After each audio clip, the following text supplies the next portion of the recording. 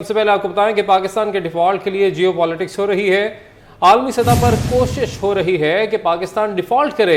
वजीर खजाना इसहाक डार ने कहा है कि वो चाहते थे कि पाकिस्तान पहले श्रीलंका बने, फिर IMF से बात करें। उन्हें परेशानी है कि पाकिस्तान डिफॉल्ट क्यों नहीं कर रहा। इसहाक डार ने वाज़ेह कर दिया, IMF की हर बात नहीं मान सकते। बज़ाहिर पाकिस्तान जा रहा है, IMF को छोटी छोटी टैक्स छूट चुभ रही है। टैक्स छूट नहीं देंगे तो शरह नमू कैसे बढ़ेगी। कैसे देंगे याद है ना जी मैंने कहा था हर पेमेंट हो रही है आपके सामने, 1.5 महीने तो गुजर गए।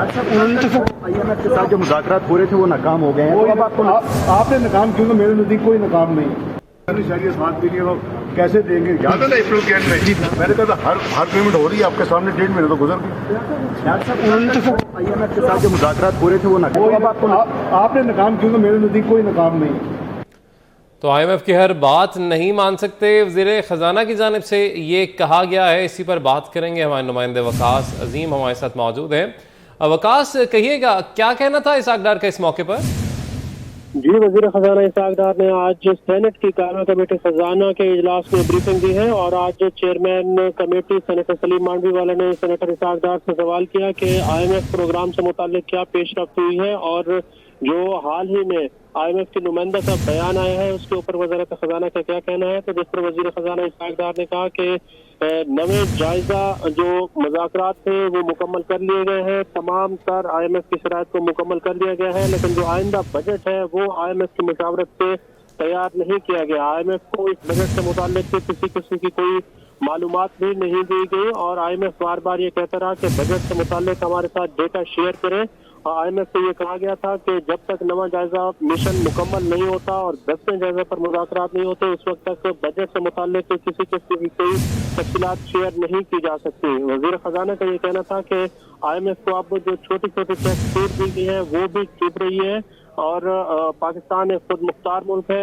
IMF की हर बात नहीं मानी जा सकती। IMF अब ये कहता है कि जो टैक्सों का हदफ है वो बढ़ाया जाए और जो टैक्स छूट है वो खत्म की जाए, लेकिन इसहाक डार ने कहा कि इस सिलसिले में अभी तक जो एतराज़ात आए हैं उसके ऊपर IMF को मुतमईन किया जाएगा और ये उम्मीद की जा रही है कि इसी महीने के अंदर, जून के महीने के अंदर अंदर पाकिस्तान जो है वो नवा जायजा के ऊपर मुज़ाकरात मुकम्मल कर लेगा और IMF का जो कर्ज प्रोग्राम है वो भी बहाल हो जाएगा। एक सवाल के जवाब में उन्होंने कहा कि पाकिस्तान और IMF के दरमियान मुज़ाकरात जारी हैं और इसमें कोई पाकिस्तान ने ये मुज़ाकरात नाकाम नहीं किए, बल्कि पाकिस्तान फौरी तौर पर यह चाहता है कि मुज़ाकरात का आगाज किया जाए और नवे जायजा के जो अगली किस्त है $1 अरब से जायद की वो पाकिस्तान को दी जाए।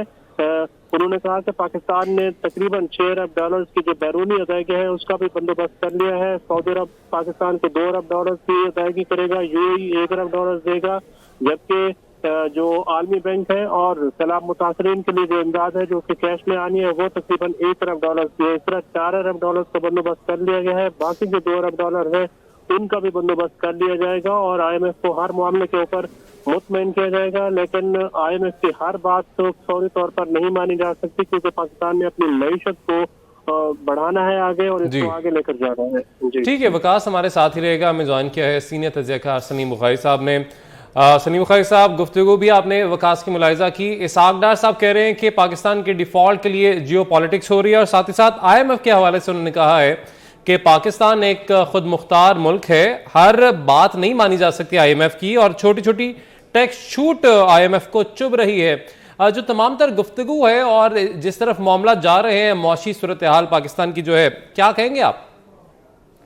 बहुत शुक्रिया आपका। देखिए, गुजारिश है कि वकास ने काफी हद तक इसकी तफसील जो है, यानी जो मईशत से मुतल्लिक इसके फिक्र वगैरह हैं वो सारे तो उन्होंने बता दिए हैं।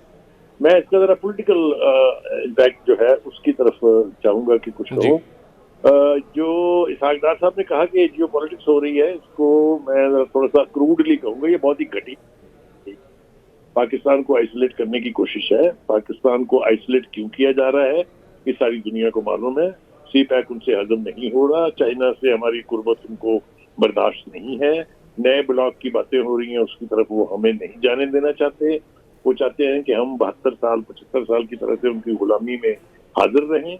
मुझे इस बात की खुशी जरूर है, हालांकि हमने काफी क्रिटिसाइज किया अपने प्रोग्राम में भी इसहाक डार साहब को कि वो जो कहते थे कि मैजिक वैंड है उनके पास, वो आएंगे, डॉलर सस्ता हो जाएगा, पेट्रोल सस्ता हो जाएगा, वो तो शायद उस तरह से नहीं हुआ है।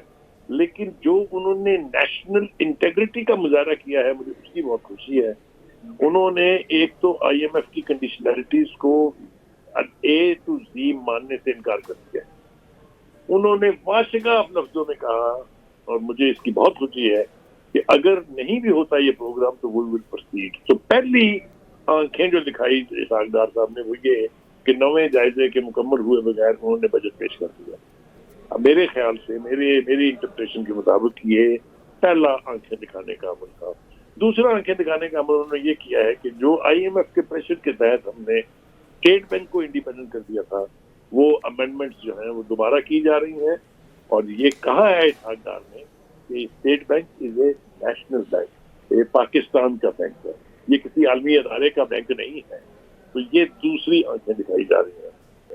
तीसरी जो उन्होंने की है वो ये कि वो CPEC के बारे में कोई नेगेटिव बात न सुनने के लिए तैयार है, कहने का सवाल ही पैदा नहीं है।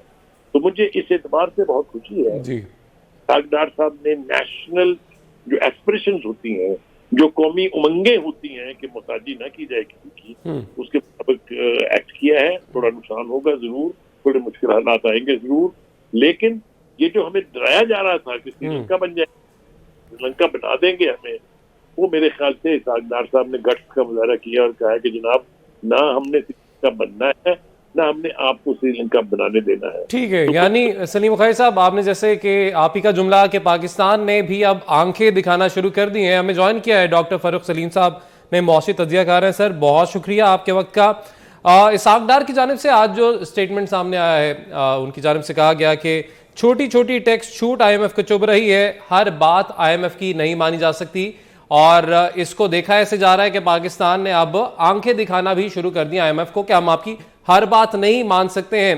सर, आपको ऐसा लगता है कि इस सब के बाद IMF प्रोग्राम जो पाकिस्तान का है वो बहाल हो जाएगा, पाकिस्तान को लोन मिल जाएगा?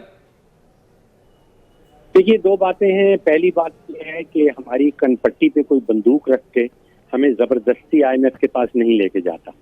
हमारी अपनी माशी पॉलिसियां और जो उनमें गलतियां होती हैं, उनके नतीजे में जब हमारे सेंट्रल बैंक के पास, स्टेट बैंक के पास डॉलर के ज़खायर ख़त्म हो जाते हैं, फिर हम मजबूरन IMF के पास भागते हुए जाते हैं। दूसरी बात यह है कि आलमी मालियाती इदारे हैं, जो आलमी सियासत चलती है, जो आलमी मालियाती सियासत चलती है, उसमें जज्बात का कोई रोल नहीं होता। कोई किसी को आंखें नहीं दिखाता, हर एक के अपने मफाद होते हैं। पाकिस्तान को जरूरत है कोई 24 बिलियन डॉलर की जो अगला माली साल आने वाला है। ये माली साल तो हमें बताया जा रहा है कि 3.7 अरब डॉलर की बैरूनी अदायगियां हैं। जून की 30 तारीख तक स्टेट बैंक के पास लगभग 3 अरब डॉलर पड़ा है, तो शायद जून 30 तक तो कोई इशू नहीं है। लेकिन पाकिस्तान को जरूरत पड़ेगी अगले माली साल, यानी कि 12 महीनों के पीरियड के दौरान कोई 23-24 अरब डॉलर की। और कोई मालियाती इदारा, कोई फ्रेंडली कंट्री इस काबिल नहीं है कि जो पाकिस्तान को अगले 12 महीनों के लिए 24 अरब डॉलर की खैरात दे दे। तो यहाँ पे जरूरत पाकिस्तान को है। IMF एक कर्जा देने वाला इदारा है, और कर्जा लेने वाला, मैं समझता हूँ कर्जा देने वाले को कोई आंखें दिखाना कोई उसके अपने मफाद में नहीं हो सकता। ठीक है, यानी आपको लगता है कि ये जो तमाम तर सूरत हाल है ये पाकिस्तान के मफाद में नहीं होगी। सर, यहाँ पे कुछ तजावीज़ भी हम चाहेंगे अगर आप कुछ शेयर करें। जिस तरीके से बात की गई है कि जो टैक्स एमनेस्टी की स्कीम आपने बजट में तजवीज़ की है, ये कोई अच्छी चीज़ नहीं है। इसके ऊपर भी काफ़ी IMF की जानिब से तहफ़्फ़ुज़ात सामने आ रहे हैं, और कुछ दीगर भी निकात उन्होंने शामिल किए हैं इसमें। देखिए, मैं समझता हूँ ये कोई अनोखी तजवीज़ नहीं है। माजी में हमारी माशी तारीख में बहुत सारे ममालिक इस किस्म की तजावीज़ कर चुके हैं, उन पर अमल दरामद की भी कोशिश हो चुकी है। लेकिन एक वाज़े जो नतीजा निकलता है कि इस किस्म की तजावीज़ जो हैं वो कामयाब नहीं हो पाती। फिर FATF का मामला आ जाता है, जिसमें मनी लॉन्ड्रिंग का इशू शुरू हो जाता है।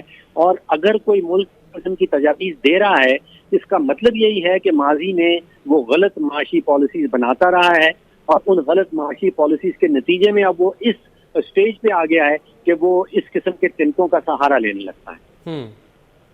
ठीक है सर, बहुत शुक्रिया, हमारे साथ ही रहेगा। सलीम बुखारी साहब भी हमारे साथ ही मौजूद हैं। सलीम बुखारी साहब, ये जो बयानात आते हैं इसहाक डार साहब की तरफ से, पॉलिटिकली तो शायद कहीं पर इसका फायदा हो जाए, मगर आईएमएफ से जब मुज़ाकरात की बात होती है वहां पर क्या इन बयानात का फायदा होगा? क्योंकि ऐसे भी बयानात इसहाक डार साहब की जानिब से दिए गए कि पहले जिस तरह आपने जिक्र किया कि कहा गया कि मैं डॉलर को 200 पे ले आऊंगा, फिर बाद में कहा गया कि हमें समझ ही नहीं आ रही क्या हो रहा है, कौन से ऐसे अनासर हैं जिसकी वजह से डॉलर इतना महंगा हो गया है।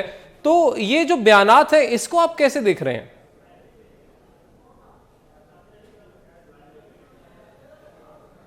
सलीम बुखारी साहब,